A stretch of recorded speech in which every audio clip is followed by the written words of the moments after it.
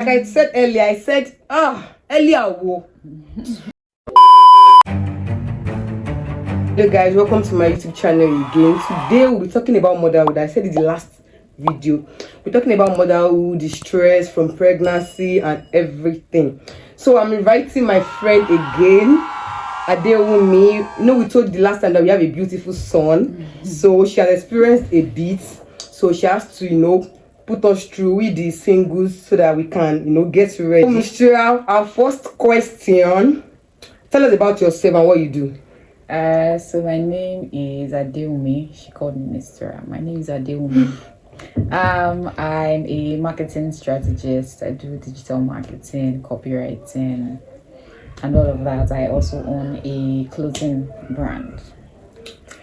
So our first question is, what was your first thought when you discovered you were pregnant? Yeah, that was the first, thought. I was definitely scared, but somehow I was not scared as well because I obviously made the decision to keep it, and I did not it didn't cross my mind one bit to say, oh, I want to take it out or remove the baby or anything. I just knew that I wanted to keep this. I was scared, very scared, because obviously I was young. Yeah, I knew. I was still in school, but I just knew that I wanted to keep it, but there was fear. Okay, so our next question is, what was the hardest thing about being pregnant for 9 months? I had a pretty easy pregnancy. I think you are lucky. Yeah, I had a pretty easy pregnancy. I was okay up until the 9 months. I didn't have any sort of symptoms.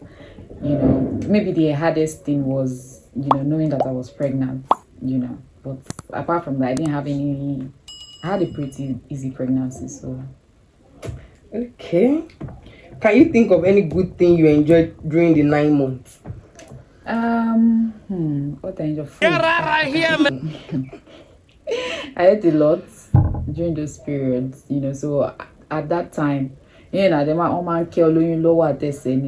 I want to eat, available. So I think that was one major thing that I enjoyed. Also, feeling, bonding with, your child, knowing that, oh, there's a human that is growing inside you. Every day you sleep, you wake up and you just find out that, there's somebody inside you that's kicking. When you go for ultra scan and you can see just moments were really, they were good moments. How was the birth of the child? Whoa.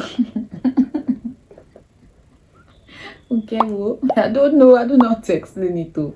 So that will not scare you people because they say, oh, you care myself. He's sweet. He's sweet. He's sweet pain. Which one? He's sweet. That's the only thing. Yoruba people say, because of he's sweet. Don't worry. When you experience it, he's sweet. Okay, would you have handled the childbirth differently if you could redo it? No. I thank God for childbirth for me because it was easy as well. I think I got into labor at 4 p.m. and I gave birth at 8:30 the same day. Wow. So it was painful, very painful. But I guess I was lucky. Okay, so what would be your advice for someone who is about to have a baby? Please be ready. Please be ready. Having a child is not it's not like having a toy or having a doll. If you have a pet, if you have a dog in the house, and so how with a child it is even more. So please be ready. Be ready. That's one thing I would say. Okay, so you guys be ready. What has been the hardest thing about being a mom?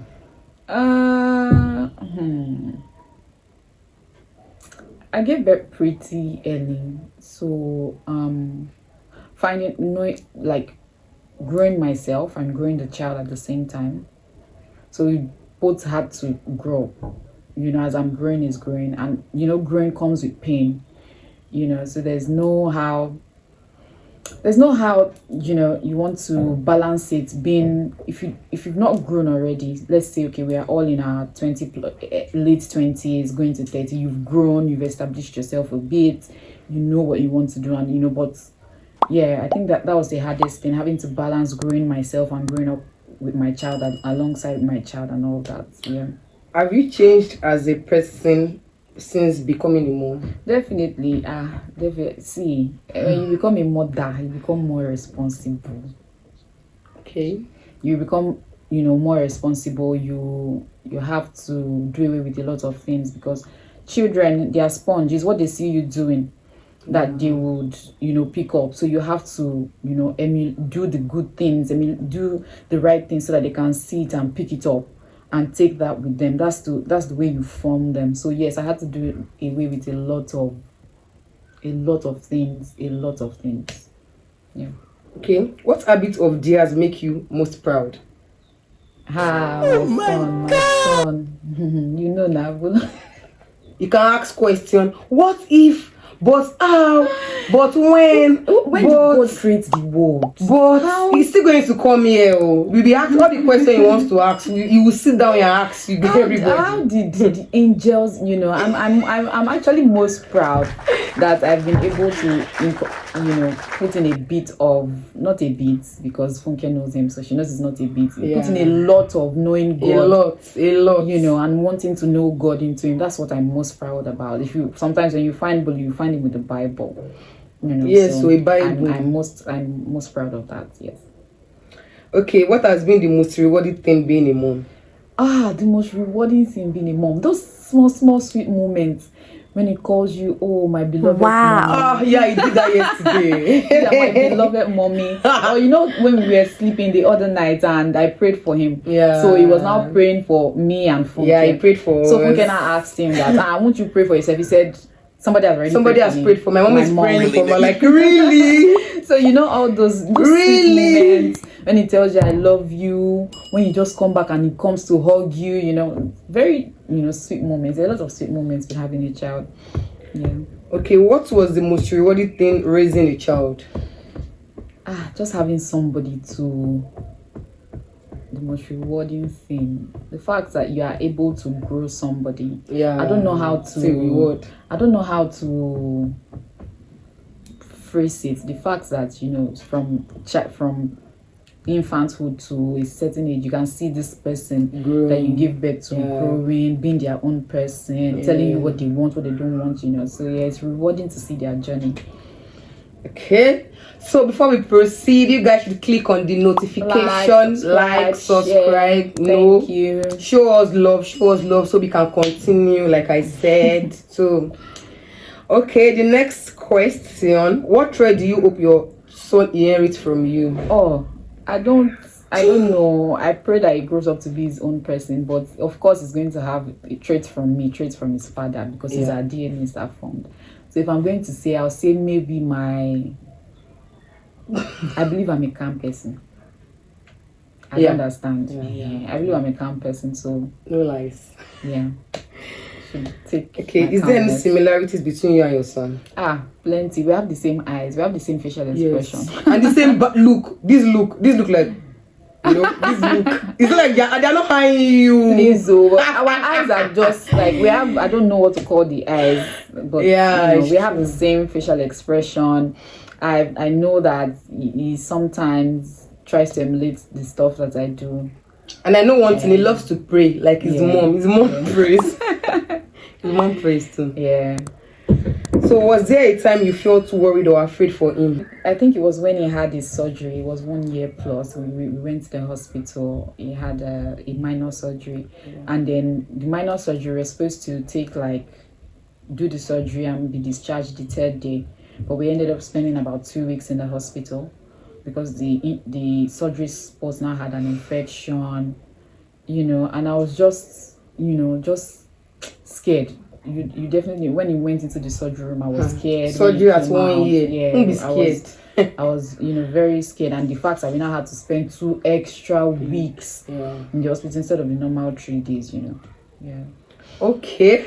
Our last question, and before the last question, the reason why I called her to sit is because we really don't know about this stuff, like most ladies. It was even when Bolu started coming frequently. I know that in the midnight, if he wants to pee, it's going to be somehow the first day when he did that, I was scared. I was like, hey God, what happened to your son?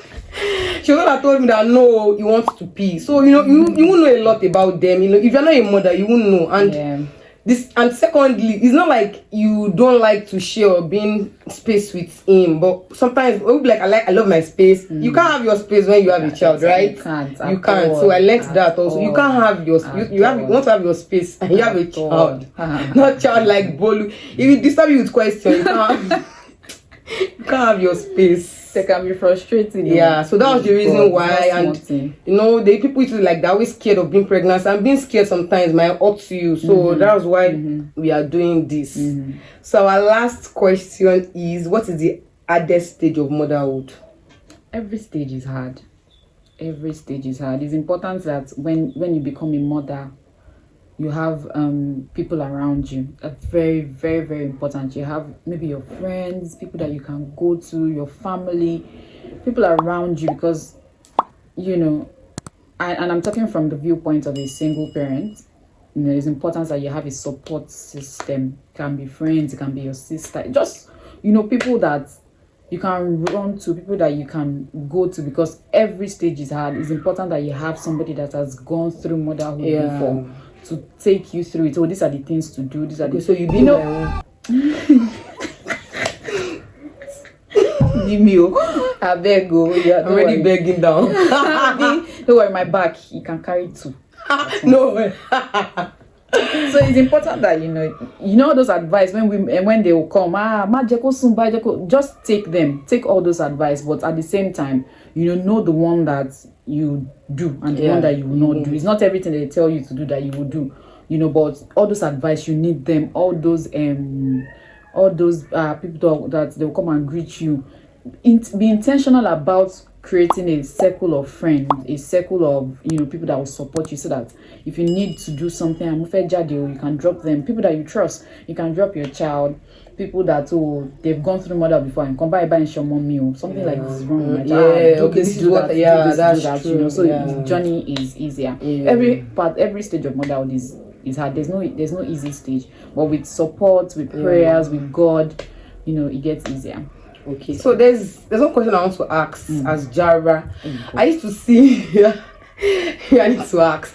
There is one like it really baffles me. I used to see people spitting, like people that are pregnant. Like, I'm confused. Is it everybody that spits? Is it everybody that has big nose? Is it everybody that I need to know and be sure? Big nose. How to be sure? I don't know. It's everybody. I'm concerned about that spit. Yeah. Like, is it every woman that spits? No. Every woman's symptom is different. It's not even every woman. Every pregnancy is different. So for me, this one, I didn't have any issues. No spitting, no nothing. I just ate a lot and I drank water a lot. I might become pregnant the next time now, and the baby will come with spitting. Do you get? So every pregnancy is different. It's not every woman that spits, but big nose, everybody. Okay. So what will you advise for upcoming to crown tour? What will you say to everybody that are just coming up, people that want to start their life? As I said earlier, just be ready. When you have a child, there's a lot of commitment, and the commitment does not go away. It does not go away. It's every day 247 with the child. It's until they are old enough to be on their own. Even when they're old enough, it's still commitment, and you have to be prayerful.